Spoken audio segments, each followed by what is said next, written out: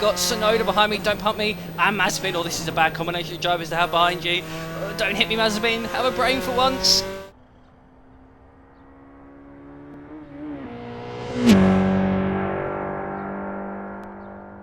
Hello there viewers, and welcome back to another video today, where today we're going to be doing a fun little video where we're going to be doing some multi-class racing with Formula cars. So I had this idea yesterday when I was watching the Formula 3 and the Formula 2 on TV. It's this weekend, by the way, with the Sochi Autodrome. It's the only time this year that F2 and F3 are both on the support build of F1. And when watching it, I thought, you know, what if they all race together? What if you had F1 cars, F2 cars, and F3 cars all in the same race? What would it look like? Would it be a complete disaster, or would it actually go alright? So that's what we're going to be doing today. So without further ado, let's get on to the racing. Okay, so you join me here on the grid then at the Le Mans Bugatti circuit. So this is the infield circuit at Le Mans which MotoGP used and which F1 have used before now, back in 1967. And you join us here for a Formula 1, Formula 2, Formula 3 and Formula 4 race. So I've chucked in some F4 cars here. All these cars, by the way, made by Racing Studio. Do feel free to go and check out the mods down in the description. But yeah, going to be driving an F4 car here, mainly because it's the only one that I can handle. I do struggle with those faster cars. I struggle to keep them under control. But without further ado, let's go. So we've got 56 cars, as you can see from this humongous list here. So it's going to be an interesting one. Hopefully my computer will cope with this and I won't have some big kind of, you know, lag sort of thing.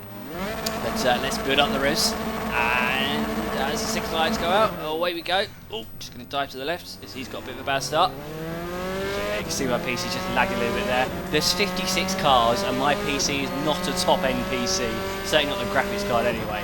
So yeah, apologies if there is any lag in this video, but we are underway. I think we're in the lead of the F4 cars here, you know. As you can see, the F3 cars have checked off into the distance, going up to turn 1. Is anyone going to do a Glickenhaus type move? Anyone going to go and T-bone anyone? I don't think they are. As we make our way through the Dunlop chicane, all looks pretty clean, to be honest. I'm rather impressed. You know what, in practicing for this, I was really very impressed with the Assetto Corsa AI. The way that they handle this kind of bigger grid, and how the cars, by and large, get through turn 1 without any issues. Just going to put my brake lights a bit further towards the front here, actually, as we head through this infield section for the first time this race.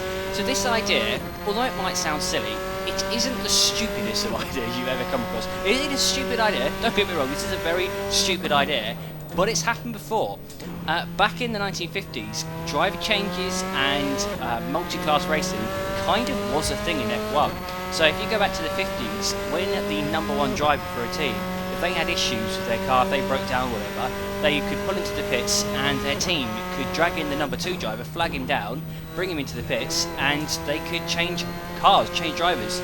So the number 1 driver could jump into the number 2 car and off he goes, chuck his mate out and off he goes, and they would then share the points. So each driver would get half points and they would share the position. So there's quite a few instances in the past in F1 where there's actually 2 winners and 2 people who get the winner's trophy because, yeah, there's been a car change because the number 1 driver has jumped into his teammate's car. But coming to the end of lap 1 here, we are in 48th position. I think that's the first time I've ever said that, saying I'm in 48th and in the lead of the F4 class. We've got second position right behind us there. It's going to be interesting at the end of lap 3 because that is when the F1 cars come to play. That's when they come around to lap us, and yeah, it's quite spicy when that happens. I've got the full Formula 1 and Formula 2 field from this year in this race, so yeah, that's going to be quite interesting when we get there. Now, the plausibility of this race, whether it could happen nowadays, it's an interesting thought.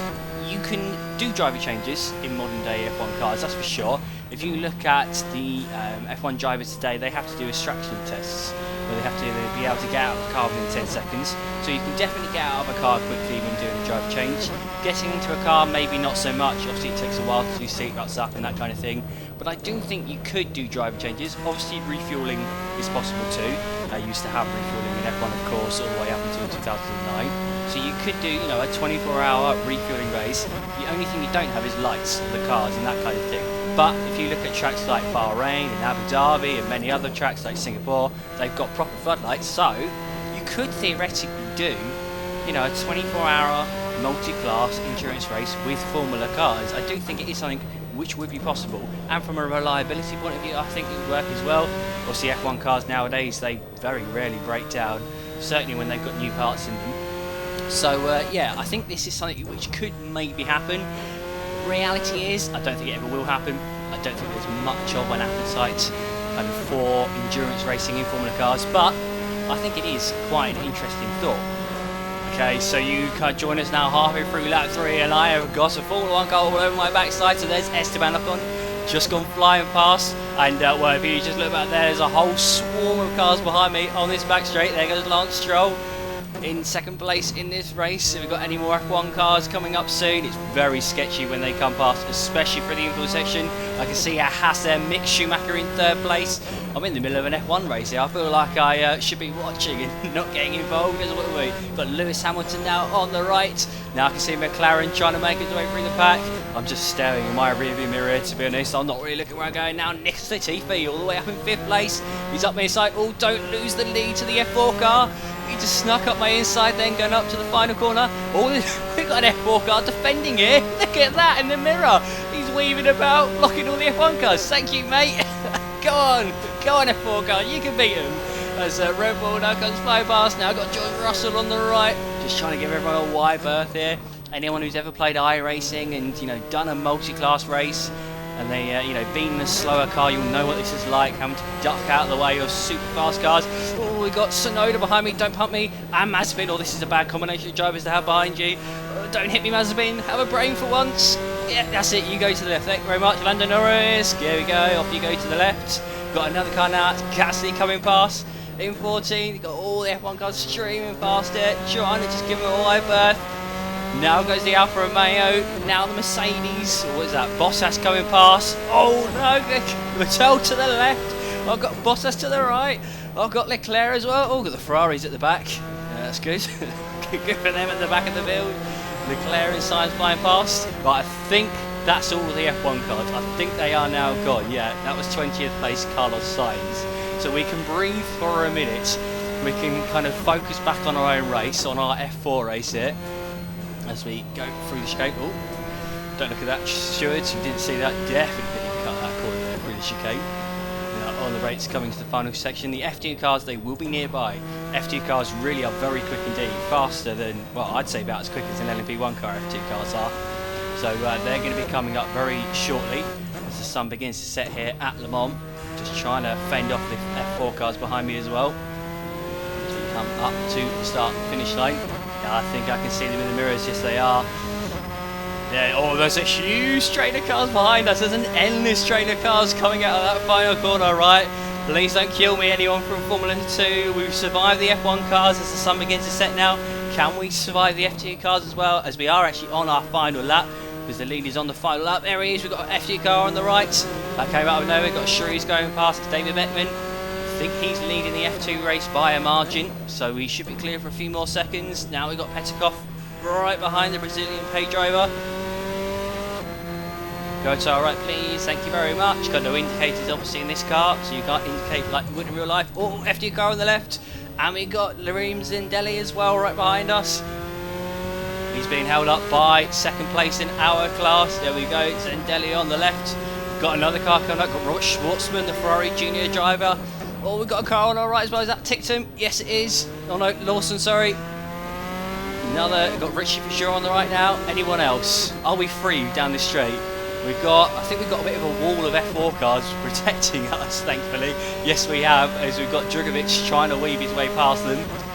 Now slam on the brakes for the final time this race. Although we're on lap 5 of 6, obviously the leaders are on lap 6 of 6, so the checker flag is already out. As the front lights have now come on this Bugatti circuit. Got Djokovic going past on the right.